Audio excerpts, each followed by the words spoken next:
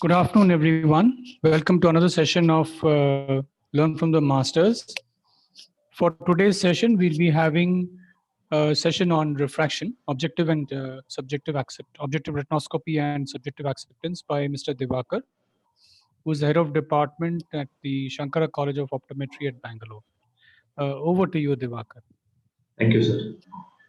Good morning, good afternoon, all of you. And we'll be talking about refraction, objective retinoscopy, and subjective acceptance in today's session. First of all, we should know what is the purpose of doing retinoscopy. So it's basically an objective method to find out the optical power of the eye. And it illuminates the retina, and what we are going to observe is the reflected light which is coming back from the eye, and it acts as an emergent light rays. So what is the use of doing retinoscopy? Is acts as a starting point for subjective refraction, and it helps us to communicate in a difficult conditions so that we know the objective value better. Then especially in children who are not able to verbally answer the subjective refraction acceptances, or in patients who have developmental disability persons, deaf and senile patients, and patients with the corneal aberrations where we can't do other techniques of finding out the refractive errors, so where the retinoscopy acts as a better tool. And opacity on the ocular media, in those cases, the instruments cannot pick up, like an autorefractor cannot pick up the refractive errors. In those cases, retinoscopy is the best tool. What are the prerequisites to start retinoscopy? You should have a streak retinoscope, followed with you should have a lens rack or a trial set along with you, so that you have all the permutation and combination of lenses. Trial frame is must, so that you place the trial frame on the patient's face, adjust it properly. And fixation target, you better to give a fixation target of 20 by 400 or 20 by 200, or 6 by 60 or 6 by 120 as a target, so the patient is looking at the target and relax the accommodation. Remember, we are doing a static type of retinoscopy. In this condition, the accommodation has to be relaxed when you are performing retinoscopy. The instrumentation part of the retinoscope, I will just show you a video about demonstration of a retinoscope, what the parts of the retinoscope would look like. So that's the retinoscope handle, followed with the retinoscope battery and the bulb as a source. This is the front part of the retinoscope. How does it look like? Which has a mirror inside it. And this is the back part where the examiner is looking the peephole of the retinoscope, and you are observing the retinoscope. So this is the cross-sectional view of the retinoscope, whatever I showed right now. There is the bulb source at the bottom, and you can see a condensing lens which is placed. And we have the examiner's eye, that is where the examiner is looking through the peephole, and mirror which is inclined at 45 degrees. So what is the speciality of this mirror? This is not a complete 100% reflecting mirror. This is a semi-reflecting mirror which is used, so that the light which is traveling through this light source goes up to the mirror and then reflects onto the patient's eye, and the reflected light rays are examined by the examiner, so that the mirror has to be semi-reflecting, not 100% reflecting type of mirror. And the lens is used as a plus lens, which is also called as a condensing lens, which makes the diverging light rays to move as a parallel light rays. And followed with that, we have a filament as a bulb, and this bulb which helps us to focus the light rays onto the condensing lens and onto the mirror. And most commonly, the bulbs which are used are the fluorescent, the filament bulbs which are used.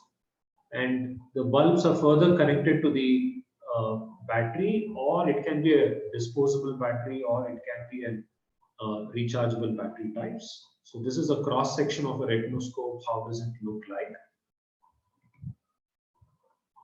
How a mirror there are two mirrors in one single retinoscope. How does a mirror, a plane mirror and a concave mirror properties is achieved in one single retinoscope is by mechanism of this.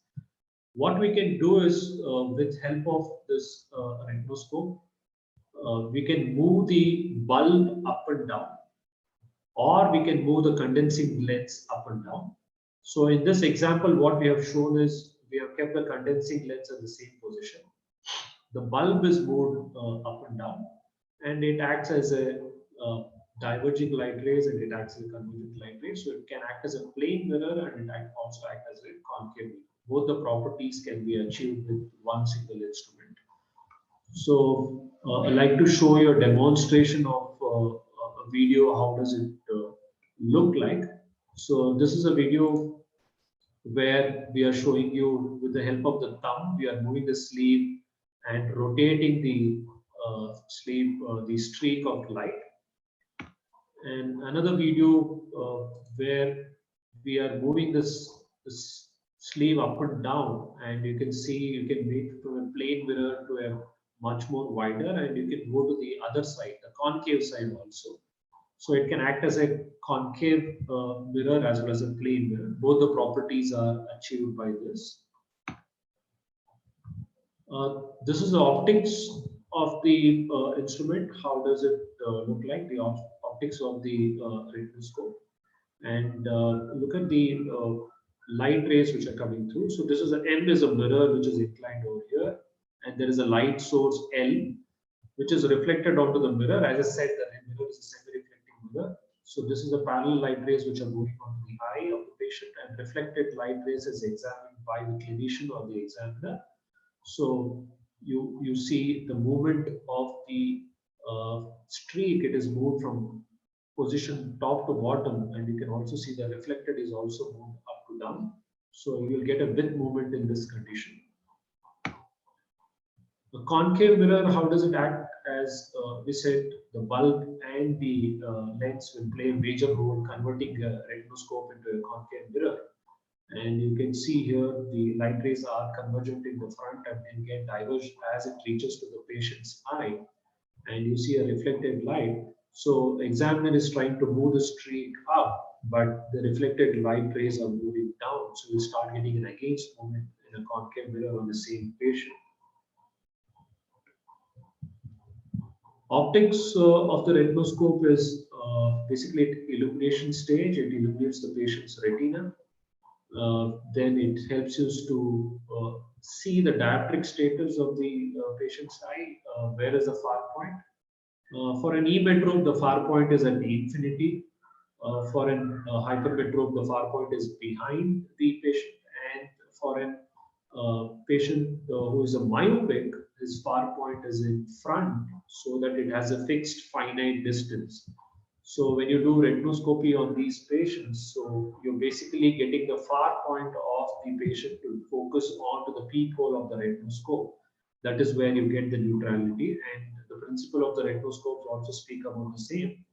The retinoscopy principle is basically we are making the far point to focus on the peephole of the retinoscope, and that is achieved, and that is the principle of the retinoscope.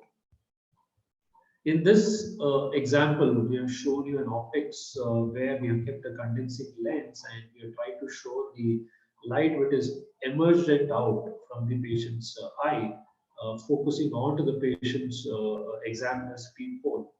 And by changing the condensing lens more, we can change the light which are focusing further. So that's the optics of an E-metrope. So we all know that E-metrope has a far point of accommodation, far point at infinity.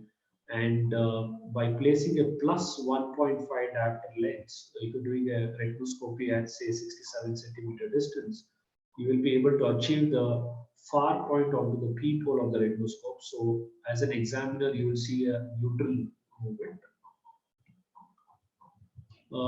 This is where you can see the far point is altered by using the plus lenses, and you can see the far point is coming close to the peephole of the retinoscope. And in this case, if you can see by using minus lens, in the case of a myope, the light rays are in front of the far point is in front of the patient and the examiner, in between them. And by placing a minus lens, you can diverge the light rays and focus on the retina, so or the people of the retinoscope. So what should be a clinical setup to do this retinoscopy? An ideal clinical setup should be you make the patient to sit down comfortably and ask the patient to look at the distance visual acuity chart. And once the patient is looking at the distance visual acuity chart, you adjust the trial frame onto the patient's face with the proper PD arrangement. And examiner working distance is very important. So if the examiner is sitting at 50 or 60 centimeter, based on that the working distance is going to differ. If the examiner is doing retinoscopy at 50 centimeters, so that 100 divided by 50 will be 2 diopters will be the working distance. If the examiner is doing retinoscopy at say 67 centimeter, so then you'll have a working distance dioptric power of around 1.5 diopter. So then you can see a room illumination over here. It is a dim room illumination. It is required. And you have to instruct the patient to look at the visual acuity chart, which is being asked the patient to look at. So ask the patient to look at the fixation target, that is your visual acuity chart, a 6x60 target, so that the patient is relaxed the accommodation when he is looking at the chart. Then start using a vertical streak of retinoscope so that you can assess the horizontal meridian on the patient side. Then reflex in the same direction. You see is with movement or against movement. So you record, are you seeing a with movement or an against movement? Based on that, if you see a with movement, you have to neutralize with the plus lens. And if you see an against movement, so you have to neutralize with the minus lens. So minus lens is required to neutralize against movement. So I'm trying to show you a demonstration here, a video where a patient is looking at the visual acuity chart. You ask the patient to look at the 6x60 target.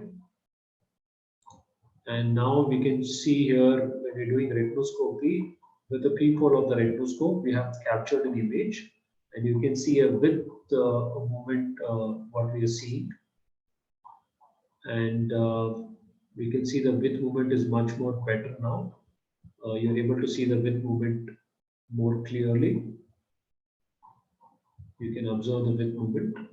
And now we have kept the horizontal streak and we are assessing the vertical meridian. And you can see the vertical meridian is also showing width movement. So we'll neutralize this by using a plus lens. We'll use a plus lens and we'll start neutralizing this movement with the help of a plus lens. So up till where the neutrality is, so you keep on adding plus lenses till you see width movement is neutralized. If you see the width movement is still increasing, keep on increasing the plus till you get a neutral point. How do you find is it a neutral point is achieved or not? So once you exceed your plus, you start getting an against movement. So that indicates that you've gone one step further. Then decrease the plus, and with what plus you see the width movement is neutralized. So that value can be recorded, and that will be the retinoscopy value, and that is a gross retinoscopy value what you got based on your working distance and what working distance you're doing retinoscopy. So you have to deduct the amount of dioptric power. As I said in the earlier slides, if you're doing retinoscopy from say 40 centimeter, your working distance will be different. If you're doing retinoscopy from 50 centimeter, you'll deduct 2 diopters. If you're doing retinoscopy from 67 centimeters, you'll be doing around 1.5 diopters. So here we have shown an animated video on schematic eye. We have got a schematic eye or a dummy eye. On that, we have captured a video. So we are trying to show you an against movement over here. Then you can see now we are seeing a with movement. And with this dummy eye, we can change the axial length so that we can alter the refractive errors of the same dummy eye. And now we can see it becomes more with movement. You can see the with movement has increased comparatively earlier. So that is the patient is more hyperopic. And we are going to the other side. You can see the lid movement has increased furthermore now. And now you can see the against movement. So we are able to demonstrate with movement and against movement with the help of this schematic eye. So you're able to see that through the peephole of the retinoscope. So what type of movement do you see in an emetrope is we see a width movement. So what type of movement you see in hyperopic is a width movement once again. And then low myope also we will see a width movement. And moderate to high myopes is where we get an against movement. So any myope who is having greater than 1 diopter or 1.5 diopters of myopia will start seeing an against movement in this patient. So this is a holistic chart which explains everything over here in one single image. So you can see on the left hand side there is a patient's eye, and examiner is examining from the right side over here. And what I'm showing here is neutral is if you achieve the neutral point, you will get a full glow where there is no with movement or against movement is seen. You will see an orangish red reflex completely covering the pupillary area. Then if you are away from the neutral point, you will get fast, bright, that is, you will have a fast movement, you will have a brightness, and you will have white. Example, you are away from neutralization, if the patient is high myopic, you will get a slow movement and dull reflex, and the width of the slit will be narrow. You can see the difference between this and as well as the when you're getting closer to the neutrality point. Same way in the other case, on the other side of the, you can also see the fast and the bright and the white. So as you get closer to the neutralization, the reflex becomes faster, brighter, and wider. Once you are away from the neutralization, the reflex is slower, duller, and narrower. So this is a clear indicator which by this we can come to know that are we close to the neutralization, are we away from the neutralization, we can come to know this. So how do we do neutralization of an astigmatism?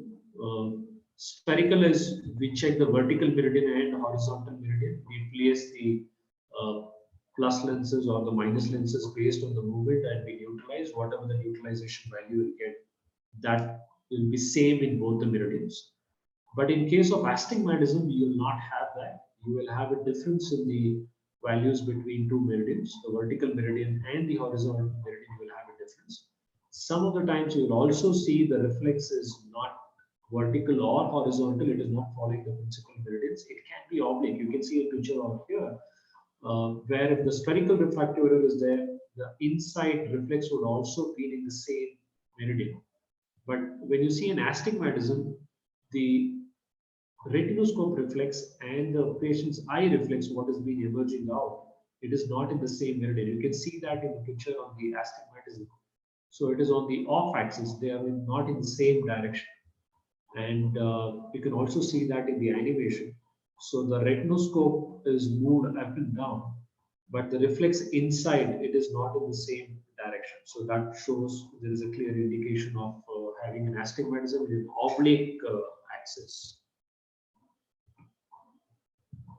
So how do we neutralize astigmatism? First, you use a sphere and neutralize one meridian and estimate the cylinder axis and power with the other meridian.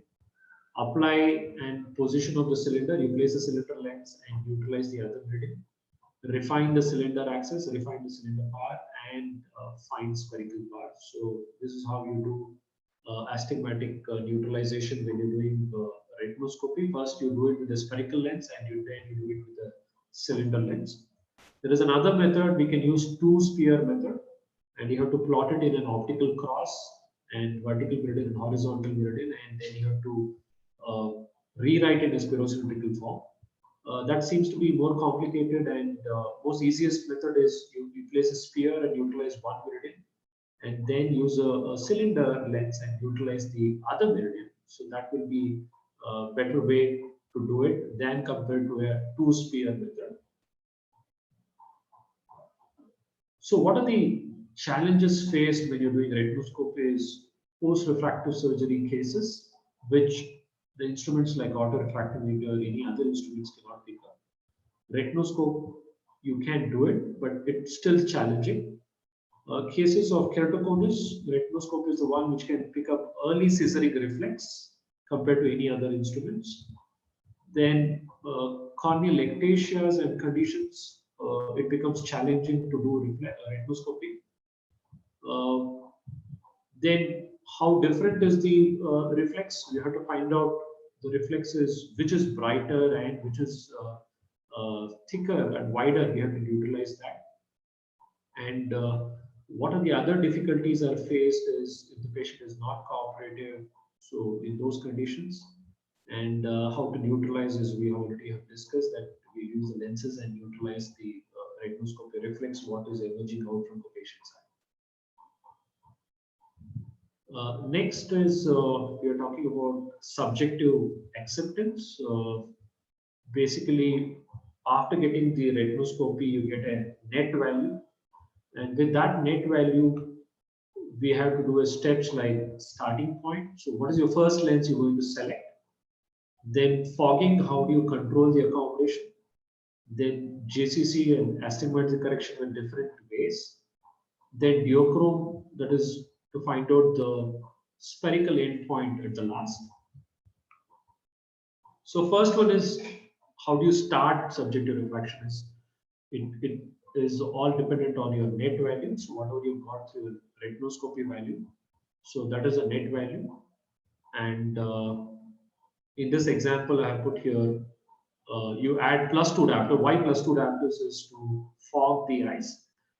You make the patient to relax the accommodation by adding this +2 diopters over your net value. So I have given an example here. In case of hyperopic, the objective net value was +3 diopters. And the starting lens, the first lens, what you're going to start subject to refraction is a +5 diopters. Why? It is because 2 diopters is added to it. There is no hard and fast rule that you have to add only 2 diopters, even 1.5 diopters or 2 diopters is also acceptable. And if the accommodation is too strong to relax the accommodation, we can calculate the amplitude of accommodation. And half of that value can be used as a starting point added to the net value. In case of myopic, the subjective the retinoscopy value was -3 diopter. Then the starting point will be, what do you think a starting point would be for this -3 diopter myopic?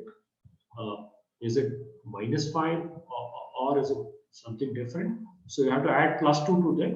So it will be -1 diopter will be the starting point. So where you start with -1, then slowly increase it to -1.25, 1.5, and see how the visual acuity is improving. And keep on increasing the minus parts till the patient is able to see 6/6. You stop over there and then do a Duochrome test. So this is when you have only spherical refractiveness. Whereas in a plus, in this example, we have started with +5. We'll decrease it to plus 4.75, then 4.5 and 4.25, and check the visual acuity, how the visual acuity is improving. And as you get closer to the acceptance, the visual acuity will improve. And there you stop and do a Duochrome test. So next step is fogging. So we have added already +2 lenses and we start decreasing that value, and that is called defogging. And usually for plus lenses, we add a lens and then we add another lens. We take out the backside lens so that the fogging is not disturbed. Whereas in a minus lens, whenever we do fogging, the minus lens fogging, we do it by removing the lens and then placing another lens. If you place 2 minus lenses, example, you have -0.25, and then over that you're placing -0.5, it acts as a -0.75. The patient can stimulate accommodation. So in that case, we take out 0.25 and place at 0.5. So I have a video on this. I'd like to show you on how plus lens fogging is done. You can see that plus lens fogging, we are placing a plus lens with 0.75, and then which was behind was 1, we take out. So we place a lens and then we take out the lens. And here you can see a minus lens fogging. We have kept minus 0.25, we removed it, we placed a minus 0.5, asked the patient to see the chart, then we place minus 0.75 and see the visual acuity, how it is improving, and keep on increasing still the patient is able to see clearly the 6x6 line. Then correction of cylinders are done by various ways. We can do it with astigmatic fan technique, a clock dial technique, or a stenopic slit. With help of astigmatic fan, we show an astigmatic fan to the patient with one eye occluded and ask the patient which line is more clear and sharp. Say example, if the patient says the 12 and the 6 line, the vertical line is more clear and sharper, the lowest numerical value in that line is 6. 12 is the highest numerical value. So take the lowest numerical value, multiply it by 30. Why 30? Each of these lines are separated by 30 degrees. So 30. So 6 into 30 it gives us 180. So this patient will have a cylinder placed at 180 axis. Same way, we can do it in another example. If the patient says 9 and 3 line is more clear, the horizontal line is more clear and sharper. So the lowest numerical number is 3. Multiply that 3 with 30, it will be 90 axis. So the patient will have cylinder power at 90 axis. If you don't have an astigmatic clock, you can use an astigmatic fan. Here you have to ask which line is clear and sharper. So whichever the line the patient says clear and sharper, perpendicular to that will be the axis. If you have none of this, and you have a stenopic slit in your dry set, you can use a stenopic slit, place it on the patient side, and ask the patient, or you rotate the stenopic slit, still the lines all become clear. So that will indicate the axis meridian for the patient. Coming to the Jackson's cross cylinder, Jackson's cross cylinder is used to refine the cylinder power and cylinder axis. So first, always we refine cylinder axis and then the cylinder power. Basically, it helps us to collapse the stumps of conite. If you look at the previous astigmatic fan, clock dial, and stenopic slit, will just let us know the astigmatism is present in which axis, but it doesn't help us to refine the axis and the power. Whereas Jackson's cross cylinder is used for refining the axis and the power. So it is available in different dioptric power as a plus or minus 0.25, 0.5, 0.75, and 1 diopter. More commonly used is plus or minus 0.25 and 0.5 JCC, where it will have a red line and a green marking on it, where the red marking indicates for a minus cylinder and the green marking indicates for a plus cylinder.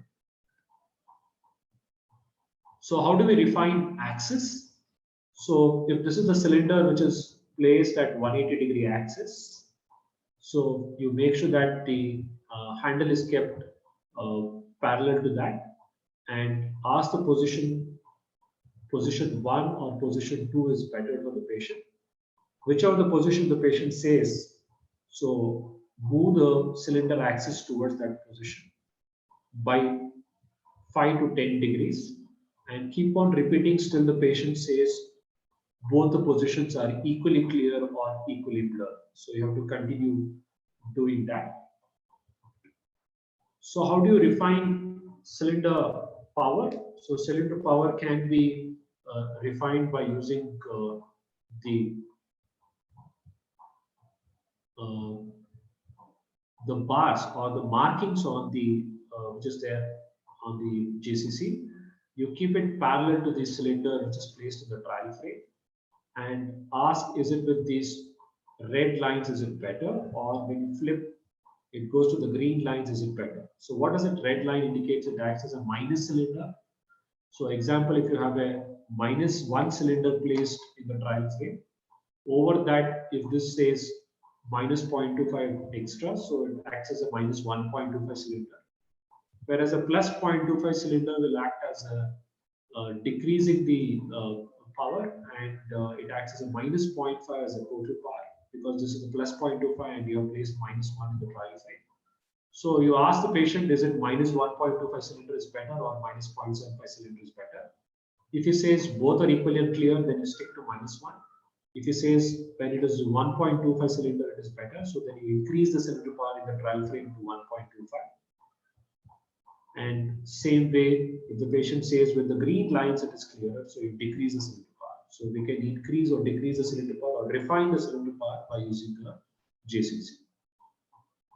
So for refining the cylinder power, the lines has to be parallel, and when you are refining the axis, the handle should be parallel to the axis of the cylinder. So the next test is Duochrome test. Basically, we use this for refining the spherical part. The principle is based on chromatic aberration.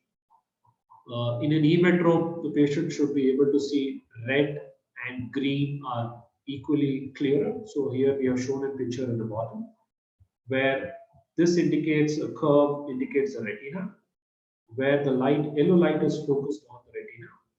The green is in front and red is behind. So e-metrope should say that red and green are equally clear. A corrected myope, a properly corrected myope should have red and green better. If you have uncorrected myope or undercorrected myope, the patient will say red is better, whereas overcorrected myope will say green is better. So let us take an example of -3. So -3, if the patient says red and green is equal, that means you have given a proper correction. With -3.25, the patient says green is better, that means -2.25 being overcorrected, so you will decrease the correction to -3, you will decrease it by 0.25 factors. With 2.75, the patient's response will be that red is better, but green is not so clear. So what should we ask when we do a Duochrome is not only the colored background, we should always ask about letters on which colored background are clear and sharp. So we are more considered about the letters on which background is clear and sharp. So similarly for an hyperope, a properly corrected hyperope will have red and green equal. An uncorrected hyperope will have green better, whereas an overcorrected hyperope will see red better. Let me come to a case here. I have a case of XYZ who had an unaided visual acuity of 6/60 in both the eyes. With the pinhole, the visual acuity was increasing to 6/6. And the net retinoscopy of this patient was -2.5 diopters, both the eyes. So the starting point of the lens is -2.5 and +2 diopters added to it. The +2 diopters is we are using as a fogging lens. And the fogging is started by using -0.5 diopter. With -0.5 diopter, the patient visual acuity is 6/36. Will slowly increase. His next step is we go to -0.75, -1, -1.25, -1.5. While increasing, so we went up to -1.25. The visual acuity is 6/6 in this case by using -2.25. But 2.5 was also 6/6. So how do you decide? Do you decide to prefer to give a -2.25 or -2.5 in this case? So what should we prefer? So what is a preferred prescription? So the preferred prescription is I would stop at -2.25, do a Duochrome test over here, and check if the Duochrome is both are equally clear or if it is red is better. If the patient has said with -2.25, both red and green are equal in the Duochrome test, I would have stopped with -2.25. But if the patient says with -2.25, red is better, I will increase it by another 0.25 and see with 2.5, is it red and green both are equally clear or not. If the 2.5 diopters, both red and green are clearer, are equally clearer, I would stop there and prescribe 2.5. So what should we prefer? So we should prefer based on the Duochrome. Under correction is not accepted. So you have to give an equal correction, and the equal sufficient correction should be assessed based on the Duochrome. So let us go to the second example. This is another example. A patient complains of an eye strain and a headache. Unaided visual acuity is 6.6 in both the eyes. But when you do net retinoscopy, we got plus 3.5 diopters as a net retinoscopy value. The starting point is plus 3.5 diopters. You add plus 2 to it, it becomes plus 5.5. So that is your first lens to start your subjective refraction. So we started off with 5.5. The visual acuity decreased to 6/36, where the unaided visual acuity was 6/6. Usually the hyperope will accommodate for that 3.5 diopter whatever the patient has. So we start with 5.5, slowly decrease the plus. And how do we decrease the plus? The next step is I will use plus 5 diopter in the trial frame, and I will take out of 5.5. The next step is I'll place 4.5 and take out 5 diopters. The next step is I'll place 4 diopters and take out the 4.5. As we keep on decreasing plus, but make sure that one lens is already there and you place the next lens to continue fogging. What will happen if you take out a lens and place another lens? Meanwhile, when you take out a lens, the patient can accommodate. And why we are doing this procedure? We are doing this fogging procedure is to relax the accommodation. So that's why we have to place a lens and place another lens. Whereas in the minus, in the previous example, I would have taken out the lens and place another lens in the trial frame. I would not continue with the same lens in the trial frame. So in this example, while we decrease the plus, with plus 3.25, the visual acuity was 6/6. And should we prescribe plus 3? The plus 3, it was 6/6 was more clear. And what should we prefer in this case? So the preference would be go back to the previous example same way. We'll do the Duochrome test. Say with plus 3, the patient is able to see green better. That means he's undercorrected. So I would place 3.25. If 3.25 red and green both are clear, so I will use a plus 3.25 dioptric bar and prescribe plus 3.25 because Duochrome is equally clear. So if you undercorrect a hyperope, there is a possibility that hyperopic patient can accommodate, and that can slowly lead into spasm of accommodation over a period of time. So better to give a proper correction even in the hyperopic patients.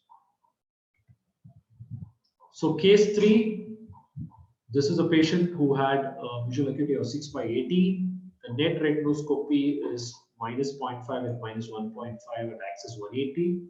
So it's a with the rule astigmatism. In the left eye, minus 0.5 with 1.75 axis 180. With the rule astigmatism in the other eye also. You see a spherical component and cylinder, both are there in this case. So your starting point is you will add plus 2 diopters to this patient. So if you add a plus 2 to the spherical part, so it will become plus 1, and on the left eye also it becomes plus 1.5. Sorry. So my first fogging lens would be plus 1.5 diopter lens in the right eye with a minus 1.5 cylinder.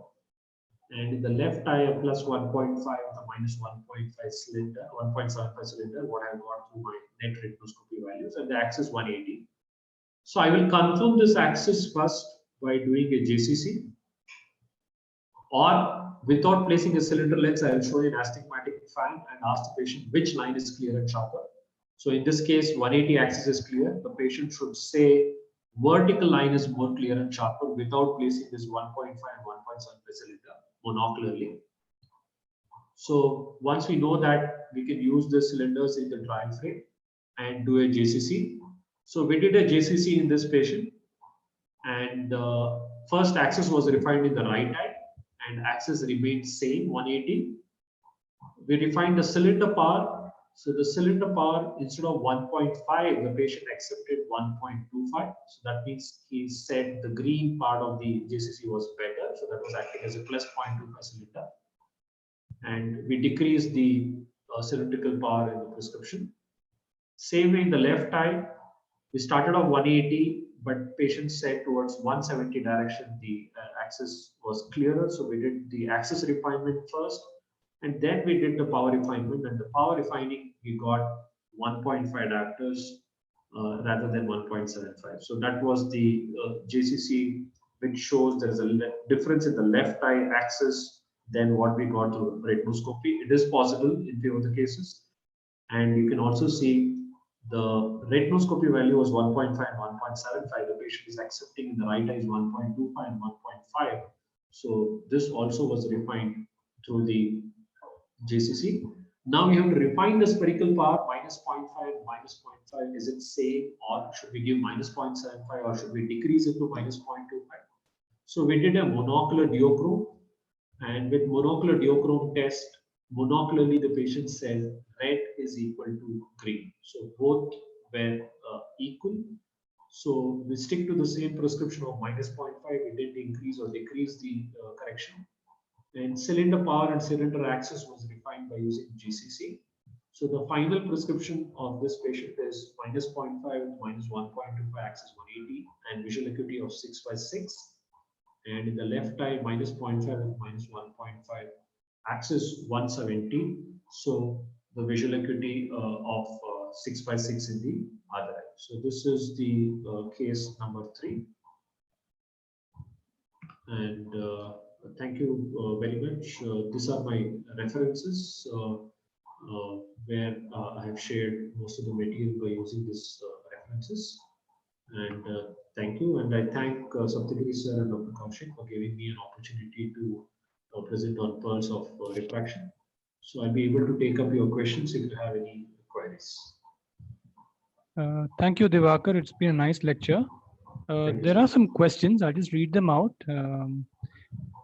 Dr. Sudhakar Putti is asking for static retinoscopy. Yes, sir. Fogging the other eye with a +10 diopter lens is necessary or not? Sir, if you have a case where the patient is having hyperopic in both the eyes, it is better to fog the other eye as well. If the patient is not having hyperopic correction or myopic also, so we can ask the patient to look at the chart.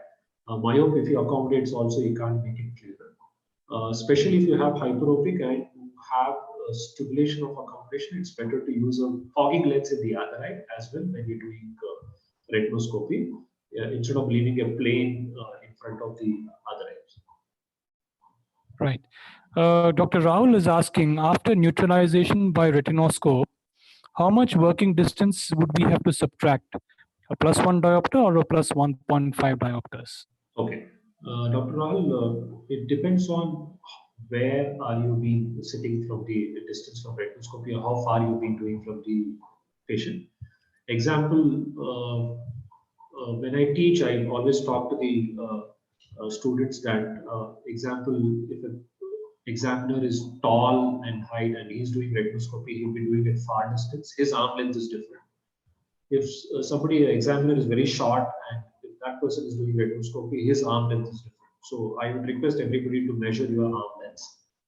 Based on your arm length, example, if your arm length is say 65 centimeters, so 100 divided by 65 centimeter will give around 1.5 diopters as the working distance. But if your arm length is 50 centimeter, so 100 divided by 50 will be 2 diopters. So you'll be using 2 diopters as a working distance. So whereas the other examiner is doing the retinoscopy at 65 centimeter, he will be deducting 1.5 diopters as the working distance. But both of you, whatever you have done, the net value will be same. So either you do it at 50 centimeter, either you do it at 65 centimeter, or even at 70 centimeter. So once you detect that working distance, based on the distance what you're doing, so the ideal way is to measure. I always ask our students to measure, even the DAB students, we ask them to measure the distance from where they're doing retinoscopy, because everybody arm length is not same. And that distance will be divided by 100, will get you the dioptric value, and that dioptric value can be deducted from your retinoscopy value. Right. So, hope Dr. Nitya is asking. Yes, sir. Yes, Dr. Nitya is asking, when do we use a plane mirror and when do we use a concave mirror in the retinoscope? Yeah, so plane mirror is, we use it in all the cases. When we use the concave mirror is when you have the media is opacified, you have a dense cataract or you have a nucleus sclerosis cataract where in the plane mirror we are getting a very dull reflex. In those cases, we use a concave mirror. So whenever the reflex is low and dull, in those cases we use the concave mirror. Right. Dr. Preeti is asking, when will you suggest wet retinoscopy? And the second part of her question is, how frequently you advise cycloplegic refraction for a known case of refractive error? Based on the, when do we, the question is about when will you suggest wet retinoscopy? So Yes. wet retinoscopy is suggested in all the cases, except the patients who have no role of accommodation. Say example, if the patient is in the pre-presbyopia or presbyopia, there is no point in doing wet retinoscopy for getting out the refractive error. In that case, dry refraction is sufficient. Patients who have strong accommodation, it is always better to do a wet retinoscopy, especially cycloplegic refraction. So your second question was about also how frequently we advise cycloplegic refraction. So every visit when the patient comes, we call them for every 6 months visit. So in that case, we will ask them to do a cycloplegic refraction and get a full cycloplegic value. And more better is whenever we have accommodation is pretty strong in those cases. So pediatric age group up to 18 is very much recommended, where we do a cycloplegic refraction.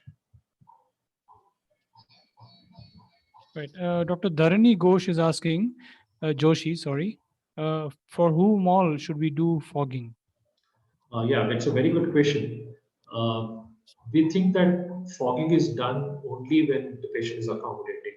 So no, we can do that in each and every patient. Yes, it is a time consuming. We have to do extra steps. So that is there. But it is always ideal to do fogging in all the patients because we don't know how much the patient is stimulating his accommodation.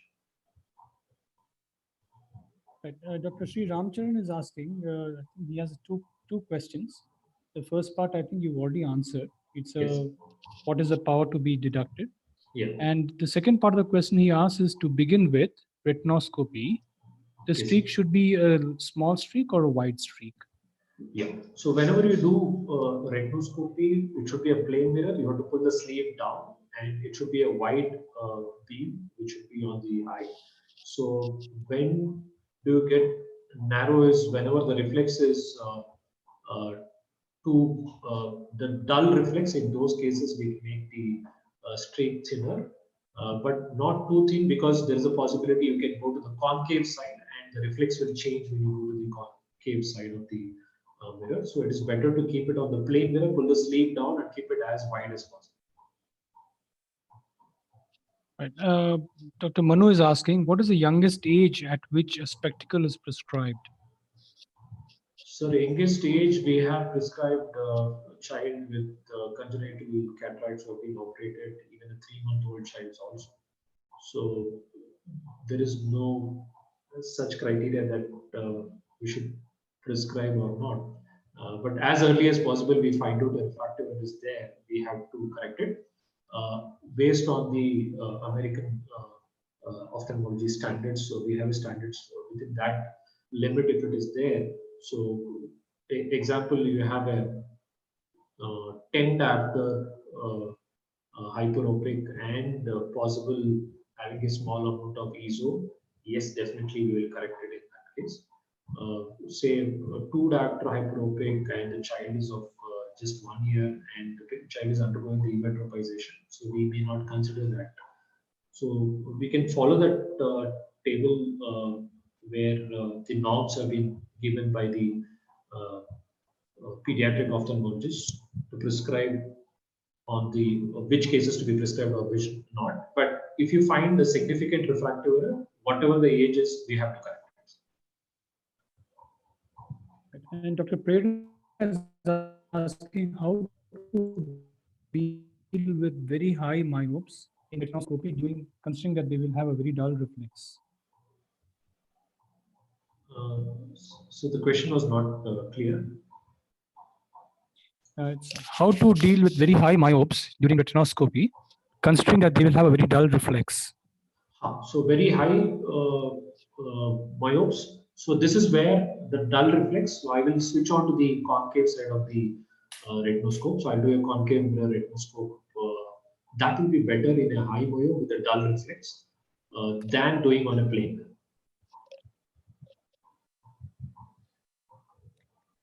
Dr. Preeti is asking, when we are fogging, we are using lens corresponding to the maximum accommodative power. But in practical life, the power of accommodation is dynamic.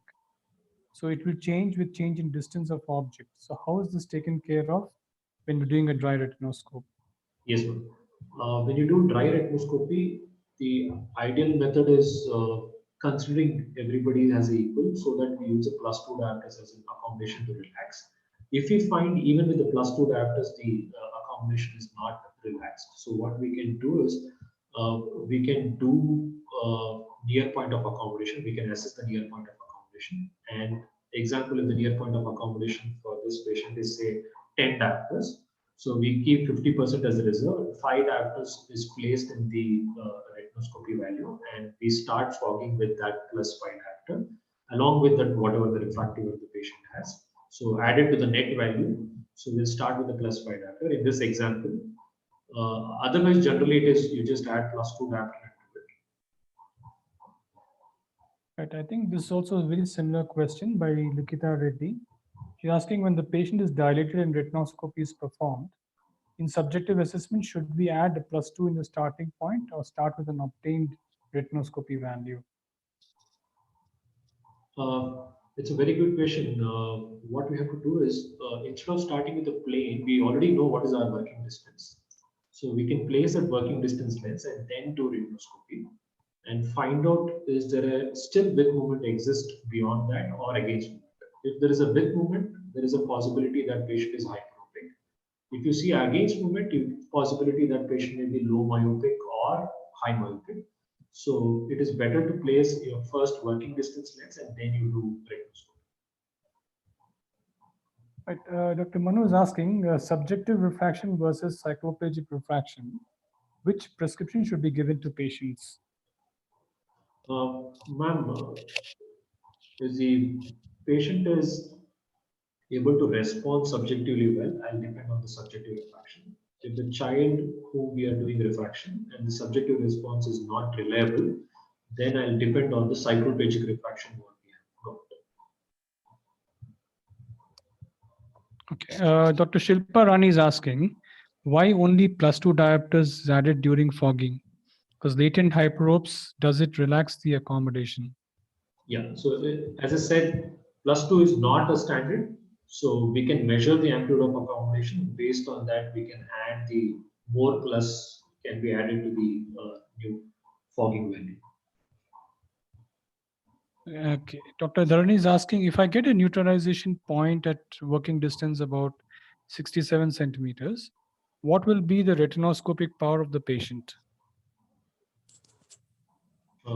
So the question once again. I think she's referring to the working distance deduction. So can you repeat the question, sir? If I get a neutral point at working distance, say at 67, what will be the retinoscopy power of my patient? Right. So if you're using your 1.5 diopter at 67 centimeter and you got a neutral point, that means the patient is emetropic. I think she's referring to the what will be the working distance deduction on the power, if I'm not mistaken. Yeah, correct, sir. So we have placed 1.5 diopter and you got a neutral point. So you deduct that 1.5, it will become 0. So 0, that means it is emetropic. So patient is emetropic in this case. True, right. Dr. Preeti is again asking, how do you judge whether the accommodation is fully relaxed? Oh, pretty difficult to answer this because accommodation is dynamic. Even though we ask the patient to look at the chart, the distance visual acuity chart, the patient may be looking at your forehead or at your retinoscopy light. So we can see that accommodation is changing, and because of that, you can also see the reflex is changing. So sometimes you see a width movement, sometimes you see an against or less width or more width movement. So that very clearly indicates that accommodation is fluctuating. It is not relaxed. So in that case, my dynamic retinoscopy will not, my dry retinoscopy will not give a very good response. So I would depend on a cycloplegic refraction in this case. So we do a complete cycloplegic and make sure that the accommodation is completely relaxed and consider that value rather than a a dry retinoscopy value. Right. Manaswini Sahu is asking, by doing a push-up test, can we check that whether the accommodation is fully relaxed or not? By push-up test, we are basically checking accommodation is how much you are stimulating, but you can't check accommodation is relaxed or not. So it is not to check accommodation relaxed. By doing a push-up test, we are checking what is the maximum amount of accommodation you can stimulate. So it is not a test to relax accommodation. So it is basically a test to check how much maximum you can stimulate accommodation. I think we take this as the last question. There's a question from Dr. Preeti again. She's asking, in elderly patients or any age criteria, when you comfortably prescribe with the dry retinoscope? Okay, so when you after dry retinoscopy, if the patient, one of the criteria I had put earlier is patients who are mentally retarded who are not giving subjective response, even in a senile age where the patient is not giving a response. In those cases, we can depend on your dry retinoscopy, where your dry retinoscopy is you should do it in an accurate way, and that can be prescribed. If you're confident enough on your dry retinoscopy, that can be prescribed. So even in an elderly patients who you can't get a subjective response. And Dr. Devanu is asking, is tropicamide enough for dilated refraction or cycloplegia is mandatory? So tropicamide is not a cycloplegic. So cycloplegic like cyclopentolate, chromide, or atropine has to be considered to completely relax the accommodation. So tropicamide will not be sufficient enough to relax the accommodation. Right. I think that brings about to the end of our question answer session. It's been a very interactive and very nice lecture by Mr. Diwakar. Thank you very much. Thank you, sir. Thank you very much, sir. And for tomorrow's session, we'll be having Dr. Kaushik Murli, who is the head of Department Pediatric Ophthalmology. He'll be talking on refraction and prescription of glasses in children. The time remains the same. It's from 12 noon to 1 p.m. and the link also remains the same. So thank you once again, Mr. Diwakar. It's been wonderful to have you. Thank you, sir. And goodbye to everyone and stay safe and see you tomorrow.